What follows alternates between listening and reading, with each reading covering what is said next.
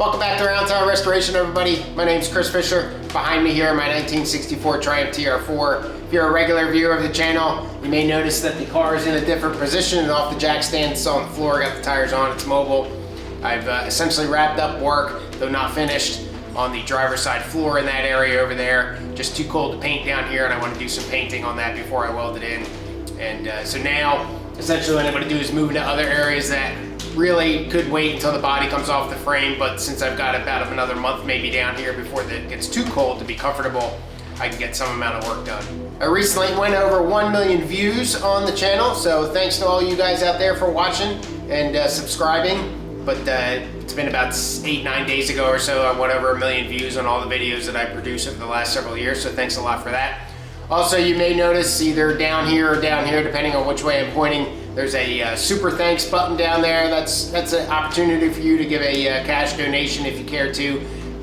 If you found something in the video that you found especially useful or something like that, I'd very much appreciate 100% of the money that I get from my YouTube earnings for the videos, and you having to suffer through ads goes all back into the car. So again, that's much appreciated. But enough of me talking, on to the action. Let's see what we get done.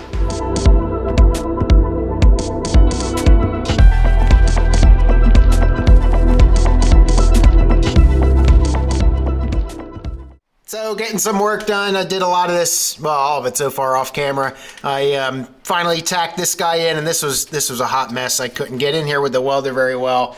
It just didn't work, but I finally got a good couple welds down here. Did a couple more tacks on the bottom of the floor there, and got to get the screw out, filled that little screw hole in. That's about it over here. And then in the back, I essentially finished up this in here, filled the cuts that I had to do. I ended up beating this pretty good. There's a pretty good high spot right here just to kind of keep this metal in. This is essentially what this is too short, and I beat on it a little bit, but I didn't really want to stretch it that much. So it fits, it's welded in, I'm not concerned for it, but there's a big bulge like right here, so not pretty, but you're not going to see that. Especially because I'm going to re-undercoat this. As you can see, there's undercoating originally, so I'll re-undercoat that. That's going to hide a lot of that. But in the passenger compartment, you can see there that the beading helped. What's that morale? The beadings will continue to morale improve, so that the beading helped and brought that in pretty flush. There's still going to definitely be some spots where I'm going to be able to see light through there. But again, as I mentioned, nothing that little seam sealer won't take care of. And as far as I'm concerned, she's not going to really be out in enough water to ever really matter. So now I think what I'm going to do is just looking kind of for something to do. Yeah, I got to get that inner sill in or outer sill in, and I'm still not happy with this big gap that I've got here. But this piece up here, I started this a long time ago. I think when I finish this up, go ahead, do the spot welds down here, finish up all my stitch welds here, and then cut it flush. Just give me something to do that I can almost say, you know, hey, done. And I'll show you that, and we'll move on from there.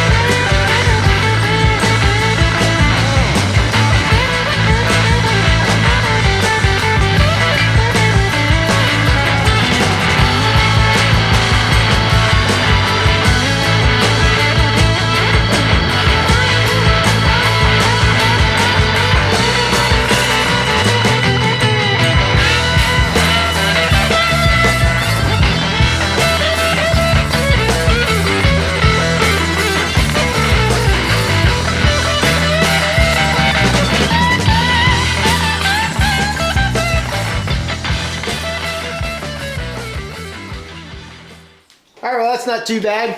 You saw pretty much all the techniques there with the little 3.5-inch grinding disc. That's definitely going to get some filler in here. I always intended to get some filler in here, but that probably be a little bit more careful. Maybe just go to smaller flap discs or something when I do that.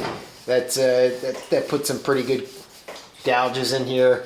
Again, fiberglass short strand filler will be on that, but that's effectively done. So happy with that. I'll show you a close up. You can kind of see those gouges in there, how they look. Not the prettiest, but again, though, nothing a little filler can't fix. So not too shabby. I played with this area about as much as I'm going to play with it. I can't get that outer sill to go up any further. You can see it's still a solid 1/4 inch there or so difference. I even sliced back into this repair that I did to make sure that that wasn't it, and it wasn't, so I'll have to weld that back up. But I mean, it fits okay. My other concern is down here is closing up this gap.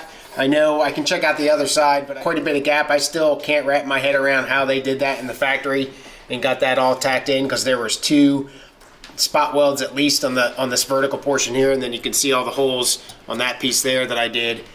But I think I'm nearly there with this thing.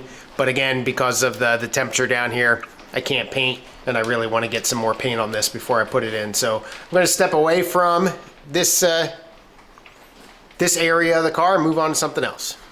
So I'm pretty convinced the car at some point in his life had been refreshed. I don't want to say restored, because the floors have never been replaced, major body panels have never been replaced. There's some accident damage, light accident damage, like dings and dents and stuff on the fenders, but it's also been registered in the state of Connecticut, which you have to go through a special registration process for cars that don't have VIN numbers, and I have evidence that that's been done, insurance cards and everything from the mid-90s.